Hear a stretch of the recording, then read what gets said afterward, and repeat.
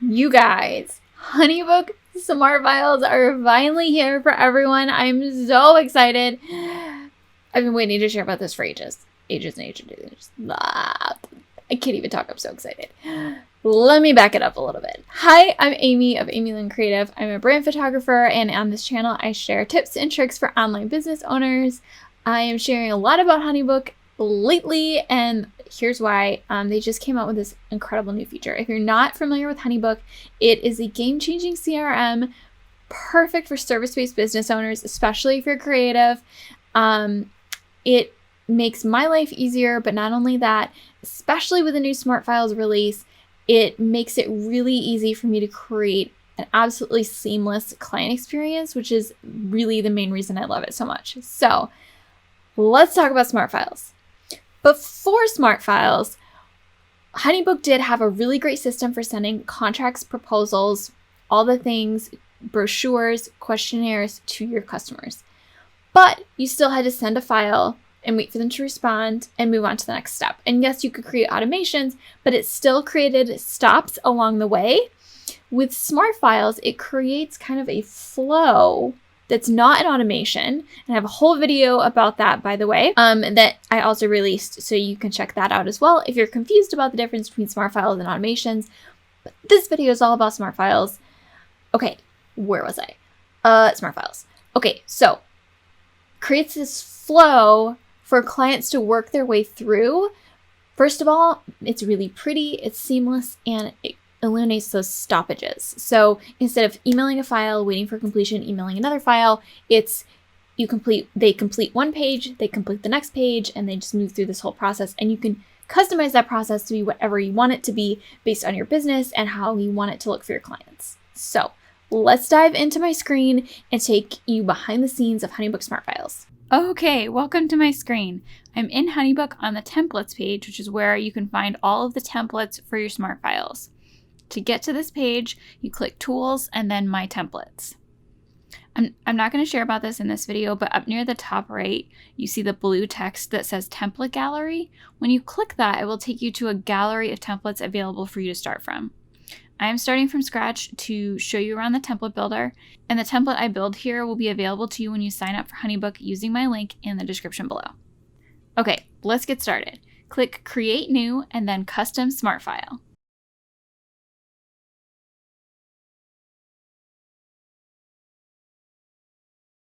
Now we are in the template builder. It is structured with pages, which I'm adding and renaming right now, and blocks, which can be content blocks or action blocks. If you've ever used Squarespace or Flowdesk, this builder may seem familiar. It is a similar setup. I like to start by creating all my pages so that I have an outline to work from. And then if I get stuck on the design of one page, I can go back and work on another page instead. I don't know, that's just how my brain works. This template is a complete onboarding workflow, and I'm doing that so that you have an example of like each type of page or different types of pages that you could do. So it's going to have an intro page, a services page where clients can select the services they want, and then once they've made their selections, they can move on to the contract, invoice, and payment pages. Once they've completed their booking, they can start in on the workbook. Now, the workbook is something that I've developed over the last year or so, and it is a combination of client guide and questionnaire. This is the true magic of Smart Files. Being able to seamlessly combine those two file types into one really helps streamline the client process. It's a huge game changer for Honeybook and for CRMs in general. I'm so excited about this feature. I created workbooks before the Smart Files were a thing, but I used questionnaires, but instead of, I had to like create the guide part as images in like Canva or InDesign or something, and then bring them in and add questions underneath, and it was a royal pain to make it do what I wanted it to do, versus now as Smart Files, it's actually designed to do what I wanted it to do in the first place. Anyway, moving on. I'm going to start with the contract section and go from there. If you've already been using Honeybook, you probably already have a legacy file contract template that you can pull in using the search bar that would normally come up. In this case, I'm using an example company that doesn't have any contracts, so it's not showing up here, but normally it would. When I click Start from Scratch, you'll notice that Honeybook does go ahead and add the signature section at the bottom. You can add additional signers if you need to. So copy and paste your contract above that line. You can also add smart fields and automatic recaps. I like to add a recap of both their service selections and their payment plan in my contracts because other parts of my contract reference those sections. Those sections will autofill based on the service items clients select when they are filling out the smart file. So when they are in the brochure or services page and they select a service, it will then automatically be added to the contract and the invoice because you added those recaps. You can also add smart fields, which if you've been with Honeybook for a while, you know that that was a legacy file feature as well. That can pull in other info automatically. So for instance, the client's first name or last name, the company name, etc. It can pull those in. You can also use them to require a piece of information from a client, like a particular date or location or address, or you can have them initial. I have my contract set up so that they have to initial each section before they're allowed to sign the contract.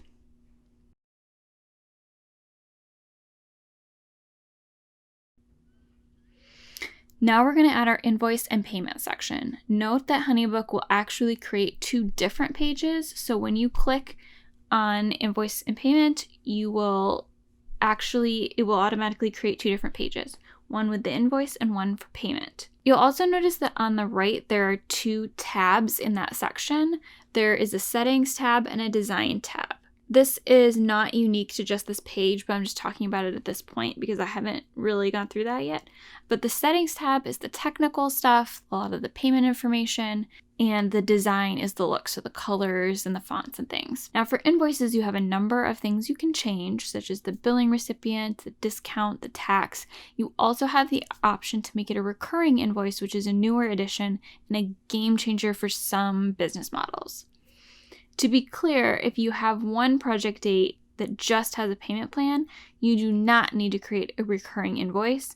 Recurring invoices would be for something like memberships. The other thing I want to note is that you'll see a little eyeball to the right, and if you toggle that on and off, it will either show or hide that particular item. You can do this with the services selection too, and I'll demonstrate that in that section. We're going to leave the services section blank because this section will also autofill once the client makes their selection and signs the contract. So we don't even need to do anything there. Okay, let's customize the design a little bit. I'm switching over to the design tab and I'm going to add a company info block. This company info autofills from your Honeybook company info.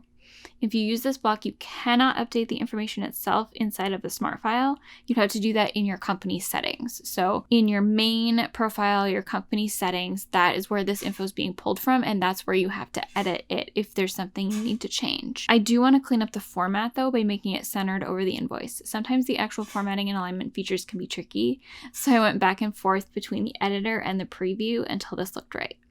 Okay, up in the right corner here, you'll notice that the Update Template button has a red dot by it. This is the equivalent to a save button. Be sure to update the template every once in a while as you're going through it.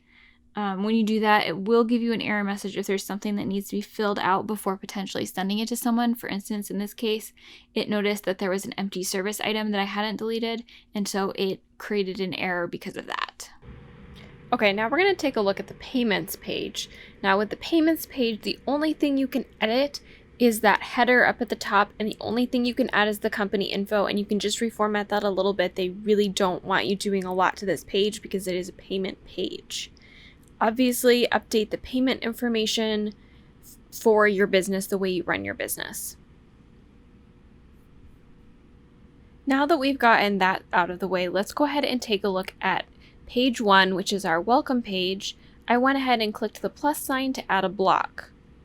Now this page is the welcome page. We want to really reinforce our branding here, so I added a header image. I created this image in Canva.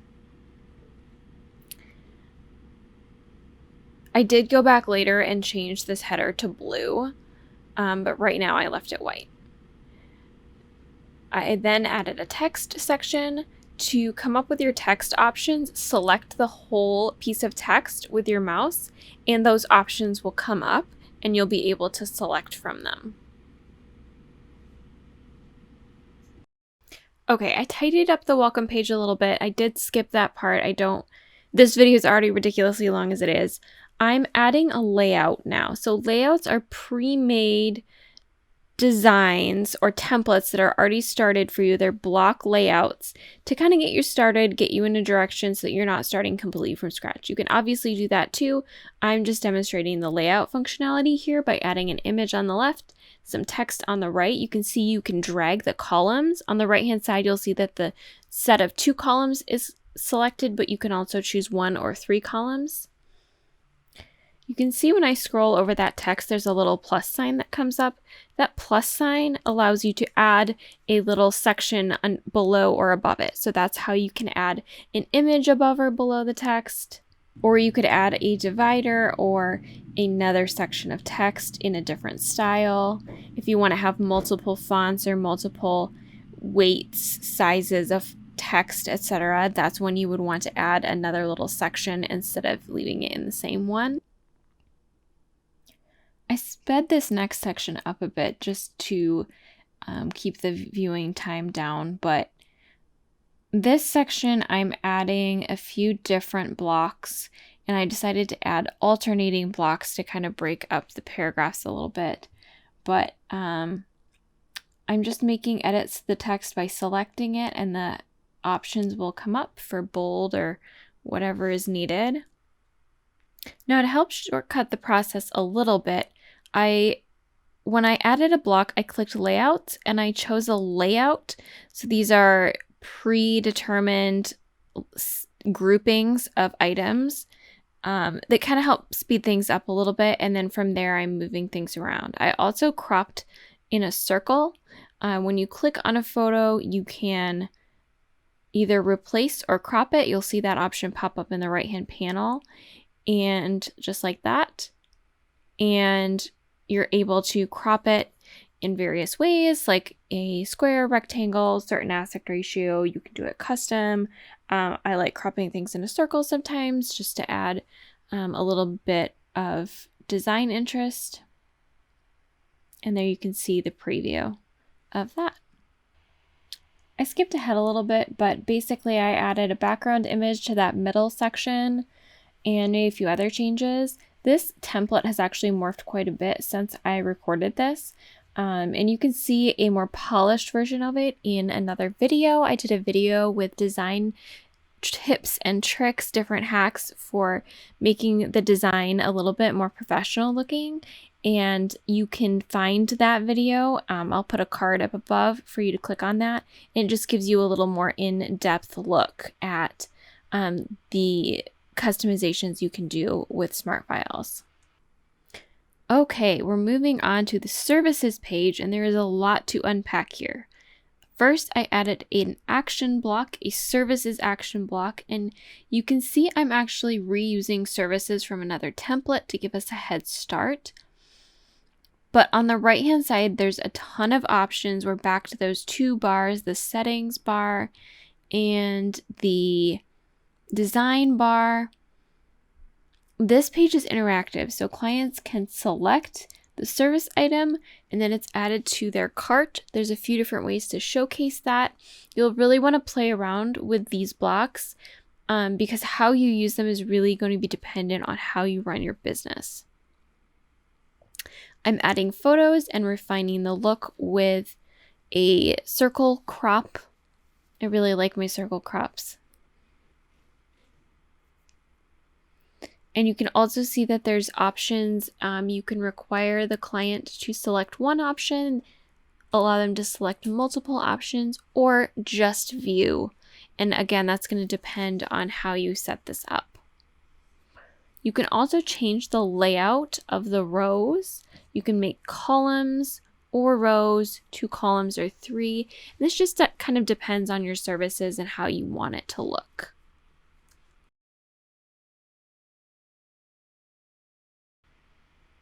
If you're familiar with the traditional file setup in Honeybook, this is the same way it was before. You can add sub-items.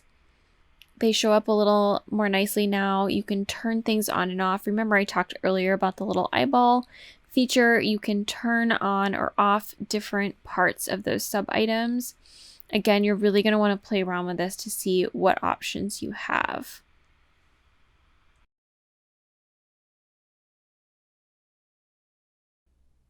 Okay, this is the workbook page. If you remember from the beginning of the video, I mentioned that I create a workbook where I have sections of information and sections of questions. So it's like a client guide and a client questionnaire combined. And this is where I do that. So I just added sections of text, and now I'm adding questionnaire questions. And you can see on the right-hand side all of the different options for that. Quite a few different things you can do with this. Any type of question combination under the sun, you can do it here in the question type section. Okay, once you're ready to send your file, I updated the template, and now you need to apply it to a project. So I'm going to go to my projects. I have a project here. I'm going to send a smart file. I'm going to grab my onboarding template. And here is, so this looks just like the editor, but now you're only editing the file inside your project. This is very important because if you make edits here, it won't show up on the original template. This is awesome unless you decide to change your template and accidentally only do it in a file instead, and then you're kind of gonna have to do the work over again. So, unless you copy it to a different, I guess you could copy it, but anyway, the point is you wanna make sure that you're doing like client-specific edits in here, but your template edits in the template builder, even though the builders look exactly the same. Let's say we're ready to share this. Obviously, it's not ready to share, but let's say we're ready to share this. There are two ways to share a file or a smart file in Honeybook. Click share. You have an option to turn the password on and off. I talk a little bit about this in another video, but if you're sending anything that they're going to be inputting in personal or proprietary information, you want to have a password on there, most likely. This is option number 1. You can actually send an email from this builder right here. Amy Lawson is me. I'm just using myself as an example client. Proposal has arrived. Blech, spelling. Okay. Blah, blah, blah. This is your send. You can edit the button text.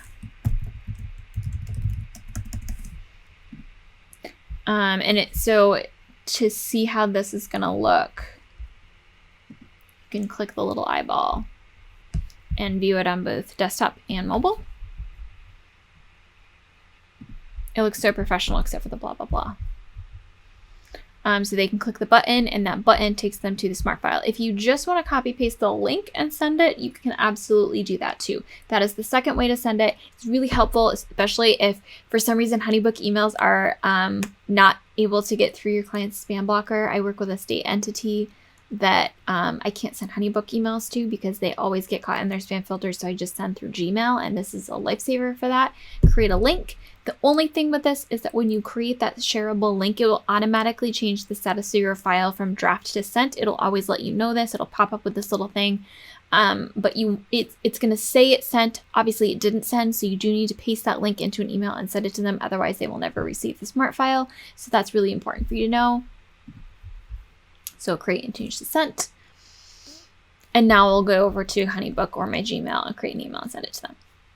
I hope this video was helpful. Please let me know in comments if you have more questions. This was just a really quick walkthrough of Honeybook Smart Files, so I know that you probably have more questions, especially once you start playing around with it.